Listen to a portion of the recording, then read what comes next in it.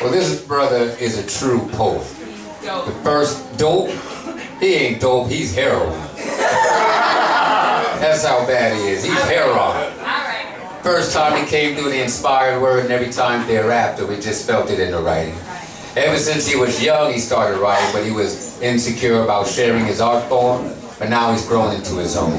He's been performing around the city in various venues, from the Nuyorican to Bar 13 to the Inspired Word. He has won a variety of slams, including, the American Poetry Idol Slam?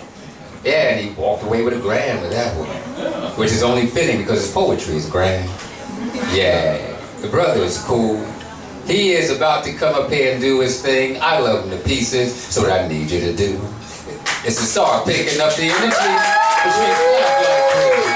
Is welcome to the house, Mr. Danny Matos. Keep clapping. So we get some here.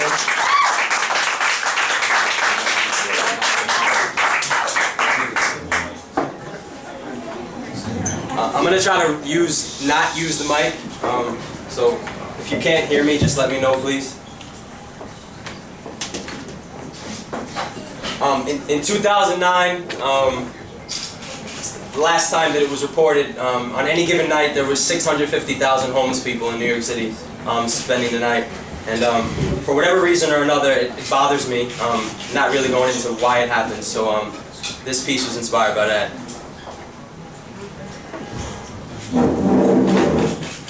I see him on the corner, one street in advance, and my steering wheel eyes knows there's tragedy ahead, but I can't stop.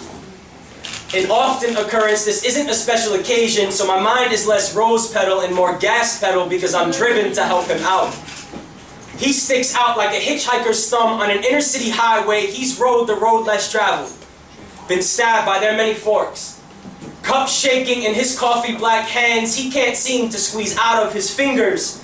Wounded warriors, trying to hold on to each piece of life that hasn't been blown to pieces and is still at arm's reach. He looks like a seasoned bingo player, just waiting for I-8. And I can tell he's wondering if I'm keeping score. I wish I can say he looks younger than he is, or at least the same age, but each day as of late seems to burn another birthday candle. He sees no light. He's dying slowly due to his past self's cannibalism, his body a symphony of surrender. I wonder if he ever remembers a time he actually wants to remember. Shipwreck of a man. I can't imagine anyone who believed me if I told them I found a Titanic survivor. His words have a stench of silent dreams. How can such heaviness not fall before it hits my ears? He takes vacations in our conversations. I pray one day to never have to send him back. I want to know how far he can stretch the paraplegic limbs of the $50 he makes. If I was inside of him, I don't know if I'd be able to stand tall enough to look outside his eyes, his feet, more traveled than concrete. He is one of the millions of Where's Waldos in a city that never sleeps, laying down that is. Because many sleepwalk right past him. Sleepwalk in a fog, sleep talk without pause, sleep on their facade. Did you see the fight in the baseball game, he says. I can tell the sound of ball hitting bat is one he once spent a great deal of time listening to. That smack was as familiar to him as his name. He hit many home runs playing street ball as a kid. The idea of peanuts and Cracker Jacks may distract him from the reasons he'd rather collapse, and now he spends most days in a pinch as a base runner, hoping to steal seconds before life throws him out. I can imagine how tired he is from constantly walking up a downward escalator. His tears are shattered glass. No one wants to get close enough to. The closest he has gotten to family portraits is the background of tourist pictures.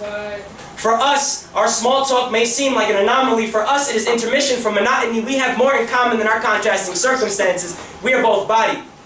Right now, he is more vulnerable than I will ever be, and I see him on the corner. One street in advance. And my steering wheel eyes knows there's tragedy ahead, and I can't stop. But only one of us ever comes out alive enough to tell this story.